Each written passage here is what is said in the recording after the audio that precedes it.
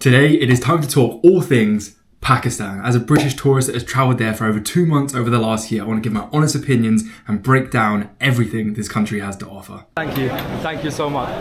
Wow, they've just paid for my food. That is the best view I've ever seen in my life. No, I will pay.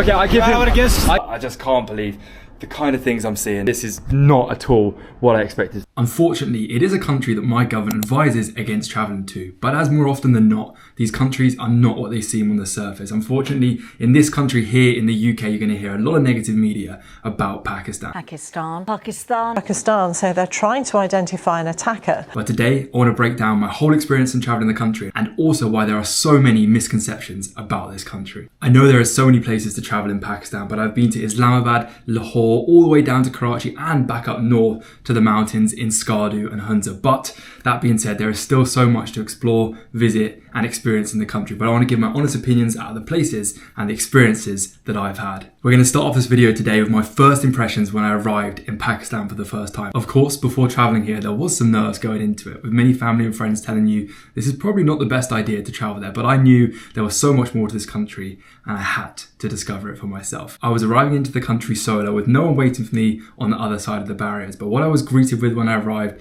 completely shocked me. I had an experience that I'd never really had in any other country around the world that I traveled to. Unfortunately, when I landed, my credit card did not work to withdraw cash. Now, if you've been to Pakistan or know anything about Pakistan, you need cash to get around. You can't just tap in a taxi to pay for stuff. You can't pay for street food with credit cards, so you need cash. Cash is king. For some reason, the airport ATM did not work with my card, which is where I had my first experience of Pakistani hospitality. I'd met one guy on the plane prior and he was talking to me about his country, why he was going back, why he was visiting family, and it was just a lovely interaction. I thought not much of it, just it's a really friendly chat and such a nice first impression of the people here in this country. But he saw my struggles when I landed, couldn't get any money out, and he offered to book me a taxi, which I of course said, no worries, it's for me to sort out, I can't give you my problems. Ended up handing me cash to pay for the taxi and a little bit extra to make sure I could definitely get to my hotel. This guy's going way out of his way. I don't even know what to say. He literally gave me money out of his own pocket. Okay, you look after yourself. I can't thank you enough, really. Thank you so much for everything. And I will transfer you the money. Now, without this guy, I would have genuinely been stranded at the airport.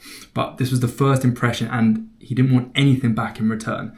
I offered to take his number to pay him back later, but when I went to text him, he absolutely refused to accept my money. And that was the very first impression I had of the people of this country, which set it off, of course, on an incredible tone to start with. And with this being my first experience, it really made me question everything that we are told and read about before in the news. For example, we're told it's dangerous, the people aren't friendly, but already from my first interaction, I was offered a free taxi ride, help to get to my hotel from a complete stranger. And this leads me on to my next point about Pakistan, the accommodations and the hotels. When I arrived to my hotel after that first interaction, I was already so shocked with what it looked like from the outside. And then I arrived, I walked inside, and I couldn't quite believe that this was an apartment in Pakistan, a country that we're told is third world and they have barely anything going for them. But I'm here at this super modern, luxurious hotel, and that was just the start of many more incredible places that I got to stay at also such an affordable price. This has exceeded all my expectations.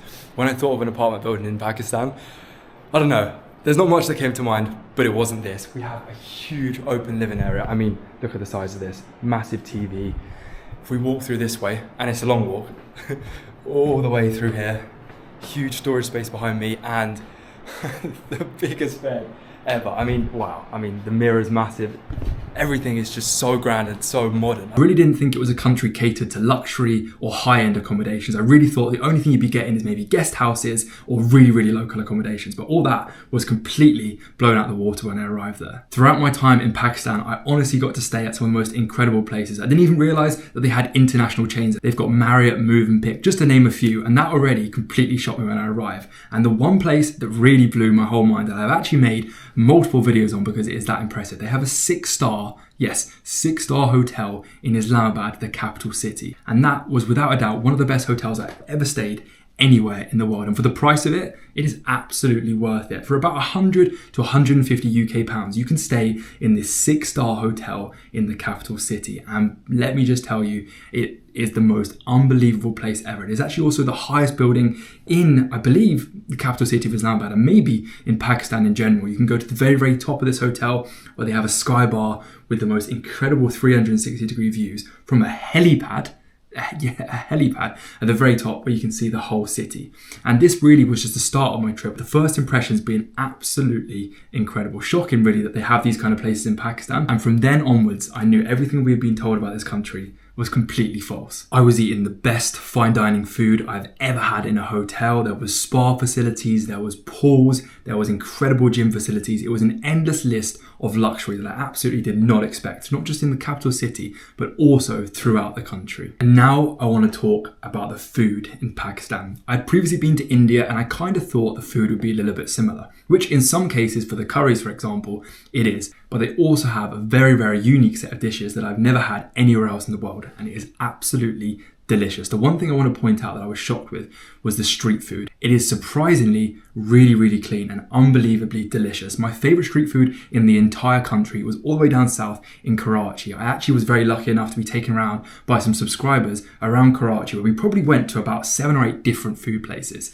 And the food places were unlike anything I could ever have expected. There is one very, very famous road all the way down south in Karachi. It is called Burns Road. And if you're familiar with Pakistan or Karachi, I'm sure you will know about this road. And it's basically a whole road dedicated to street food. You won't find really high-end restaurants or anything that established. You just have loads of street vendors all along the street selling the most delicious food in every direction you look. I think if I had to name a few of my favorite desserts from Pakistan, it would probably be chicken or beef karai, which is kind of like a curry, but it's not really a thick sauce. And you dip any kind of bread like a roti or naan in it. You have some of the beef or chicken in this really red looking sauce, and it just falls apart in your mouth. It is definitely one of the dishes that stands out to me that I would absolutely love to go back just to eat. I know now that the food is delicious at the street vendor places, but what surprised me was the hospitality of the people, especially in the food places. And that's going to take me on to my next point, the hospitality and the people of Pakistan. There were so many times,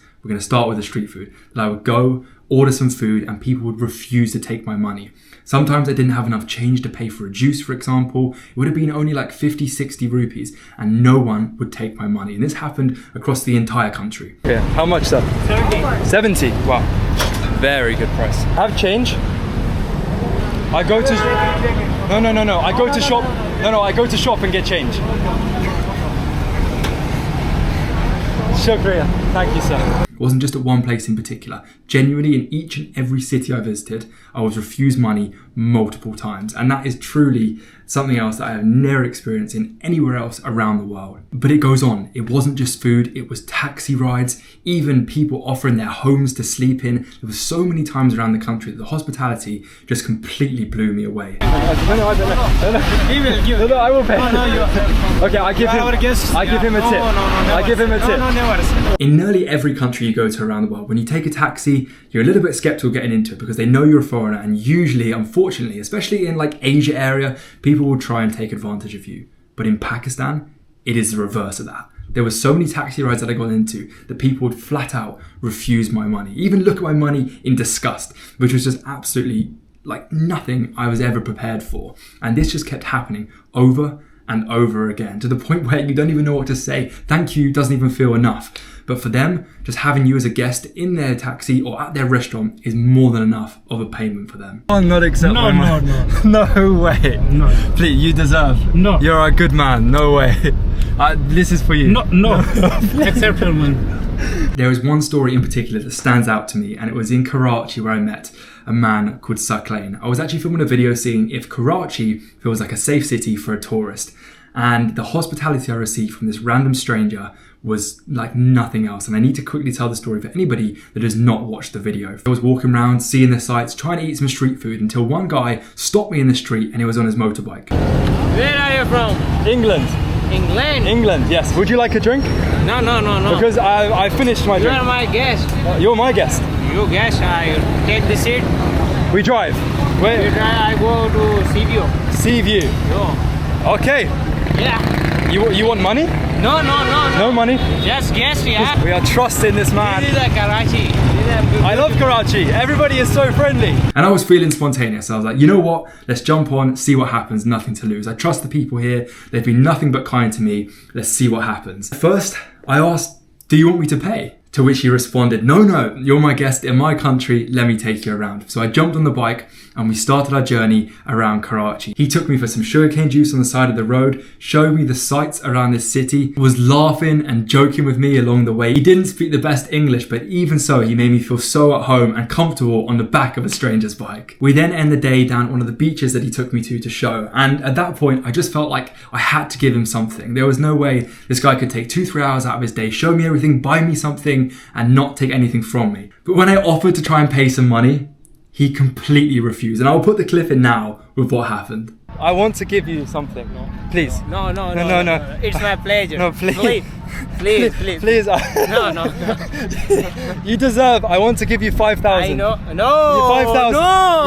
Yes. No. And if that doesn't show you how genuinely kind these people are, even people that have absolutely nothing, they give the most. And it is unlike anywhere else in the world. I've traveled now to over 40 countries, and it is really hard to compare the hospitality anywhere else in the world. I've had some lovely interactions in many other countries, but the people of Pakistan, for some reason, just want to go above and beyond to make you feel welcome. And that also makes me so excited to go back, knowing that anytime I'm going to go there, I'm going to feel so welcome wherever I choose to travel. I'd also love some recommendations to some other places that I definitely can't miss when I go back. I do have plans to visit in 2026, but that will all be revealed in the near future. We're next going to talk about the adventurous side of Pakistan and the beautiful destinations that I definitely never expected to exist. The standout places when I think of this topic is Skardu, Hunza, Fairy Meadows, and they're all up the very north of the country. And the reason it's probably so beautiful up north is because it's actually home to 5 of the 14 highest peaks in the entire world. And I feel like people don't think of Pakistan when they think of the highest peaks. They probably think of Nepal, maybe India, different parts of the Himalayas, but no one really talks about what's in Pakistan. I mean, you can't forget, they have K2, which leads me on to my next point, because you can take a flight from the capital city of Islamabad all the way to Skardu up north and actually see K2 on a clear day. You can basically get a panoramic scenic flight on the 1-hour trip from the capital to the very north. It is just something otherworldly. And if you're thinking of visiting the north, then that is the way that you should definitely do it. So many times on this trip that I looked out the car window and was like, this is the best view I have ever seen in my life. Take a look at this before we drive off quickly. Mate, that's stupid actually. Look at that, the river below, the mountains in the background. Another bold statement's about to come out. That is, I think, the best view I've ever seen in my life. And my friends that I was with as well, who have also travelled to many countries around the world visiting beautiful places, were saying the exact same. And I think it's what took us by surprise, because when you think of Pakistan, you don't automatically think of beauty. And that is sadly because we're not shown that in the news here in the UK. Unfortunately, we're shown a lot of the negative sides of the country. But that's what shocks you so much when you get there and you realise it's actually so incredibly beautiful. Then another contender, probably for the top spot of the most beautiful part of Pakistan, is Fairy Meadows. Now, to get to Fairy Meadows is difficult. You have to take one of the most dangerous rides in the world on a jeep on this cliff edge that winds for about 2 hours further and further into the mountain. I believe it is actually the second most dangerous road in the world to drive. You look out the window of this jeep and there is the drop thousands of feet below. But if you can endure all of that for 2 hours, you reach a point called Fairy Meadows, and this place is just incredible. It is a little meadow on top of this mountain with views of Nanga Parbat, which I believe is like the 8th or 9th highest mountain in the world. And you can get these incredible shots of this little lake that has a reflective view of the mountain. You've got to wait for a clear day, which doesn't always happen, and unfortunately on my trip we only really got a little glimpse of it. But when it did come out in all its glory and the clouds disappeared, it was truly a moment that took your breath away. You're standing there and you feel so small looking at this giant mountain in the distance. Oh, wow. I want to just see it here in the distance now. You get a reflection of the mountain in the background. George is here snapping some pics, so is Jude, trying to get the shot that really we came all of this way for. But look at this now. Oh, the sheep as well. Sheep running in front. Oh, it's just picture perfect, isn't it? Wow. One small topic that I want to talk about is safety, and as it's a country that we're told not to travel to in the UK, there must be some reason for that. Now, from my experience travelling the whole country, there was not really any moments that I felt unsafe. There was one small uncomfortable moment where I probably had the wrong clothing on. I was wearing shorts. in the north of the country, and a couple of people had told me this is probably not appropriate for the village I was in. And thinking back now, that is completely understandable. And really, it was my own doing putting myself in that position, not covering up and not being as respectful as I could be. But apart from that, in all the other cities, you can pretty much wear what you like and it's widely accepted. Another thing to mention as well, there's a high security presence, especially in the capital city of Islamabad. Pretty much every shop you go to, even the shopping malls, will have people stationed outside with guns, and they're basically security keeping you safe. And actually, you don't necessarily feel unsafe because of it. It is a little bit of a shock to see, but because of the presence of the security, even with guns, it actually makes you feel quite settled and quite safe. Now, of course, they probably don't have these guns for no reasons. Of course, there probably is some threat, but because of the added security measures, you basically will never ever see any problems, especially in the capital city. It is a very, very peaceful place. There was a few different times in certain cities people told me to be wearing my belongings, especially if I'm going out at night. But I also feel like that is really normal in almost any country you travel to, and definitely did not make me think negatively. I really think Pakistan is a country not to avoid. I really feel like any kind of traveller, any person, family, couple, solo travellers should definitely experience, because it is really safe and actually really well suited for all kind of people. Overall, travelling the entire country, there was absolutely nothing to fear, and definitely should not be on the do not travel list. So that is kind of all the main topics and things I wanted to discuss about Pakistan, and even just speaking about it out loud makes me excited already to go back. So I'd love some recommendations if you've seen any of my other videos where I should go next. And I'm definitely going to be coming back in 2026. I have some adventures already planned in my head, but no plans are 100% in place. I also definitely want to make some of these kind of videos about other countries that I've traveled to. So if you enjoyed this video, please do let me know, because I want to make this kind of style of video for a couple of other countries that really stand out in my mind, that deserve to be spoken about, especially countries that are misrepresented. I feel like it's important to speak in this kind of way, to break down those misconceptions and also open people's mind to what's actually out there in these beautiful countries. Thank you very much for watching, and stay tuned for when I'm back in Pakistan this year in 2026.